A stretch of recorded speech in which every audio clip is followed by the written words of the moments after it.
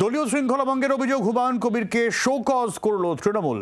3 দিনের মধ্যে জবাব তলব শীর্ষ নেতৃত্বের। শোকজের পরে অবশ্য চেনা মেজাজে ভরতপুরের বিধায়ক। দলীয় সূত্রে আগে ইঙ্গিত মিলেছিল, এবার হুমায়ুন কবিরকে শোকজ করল তৃণমূল। সূত্রের খবর, দলীয় শৃঙ্খলা ভঙ্গের অভিযোগে হুমায়ুনকে শোকজ করা হয়েছে। 3 দিনের মধ্যে তার জবাব তলব করেছে শৃঙ্খলা রক্ষা কমিটি। সম্প্রতি কসবার গুলিকাণ্ডের পর রাজ্য পুলিশের ভূমিকা নিয়ে প্রকাশ্যেই প্রশ্ন তোলেন হুমায়ুন কবির। অভিষেক বন্দ্যোপাধ্যায়কে উপমুখ্যমন্ত্রী ও পুলিশ মন্ত্রী করার জন্যও সওয়াল করেন। একই সঙ্গে মমতা বন্দ্যোপাধ্যায়কে সামনে রেখে কিছু নেতা ক্ষমতা কুক্ষিগত করার চেষ্টা করছেন বলেও দাবি করেন। আর এরপরই ভরতপুরের বিধায়কের শোকজ করল শাসক দল।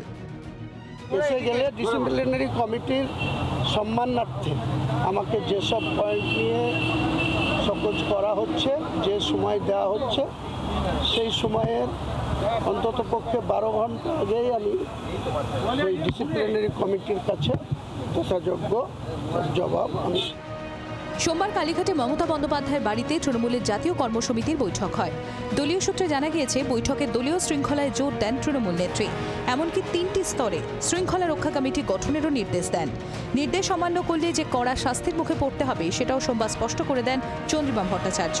এর পরপরই হুমায়ুনকে শোকজ করে দলে কড়া বার্তা পাঠালো জোড়াফুল শিবির। দল একটা নির্দিষ্ট নীতি, দলের একটা কাঠামো দল বারবার বলেছে, সেখানে হুমায়ুন কবির নিশ্চিতভাবে দল যদি কিছু তাকে কমিউনিকেট করে, তিনিও নিশ্চয়ই দলকে সেটা কমিউনিকেট করবেন।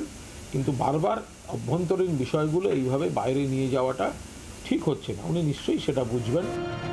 এত কিছুর পরেও চেনা মেজাজে ভরতপুরের বিধায়ক।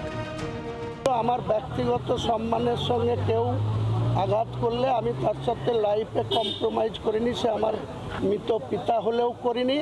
আর ওই কল্যাণ ব্যানার্জি বা ববি হাকিমের সাথেও হুমায়ুন কবির। সব মিলিয়ে শোকজের পরেও সুর বদলায়নি হুমায়ুনের। তৃণমূল এবার কি করে সেটাই দেখার। ব্যুরো রিপোর্ট, জি 24 ঘন্টা।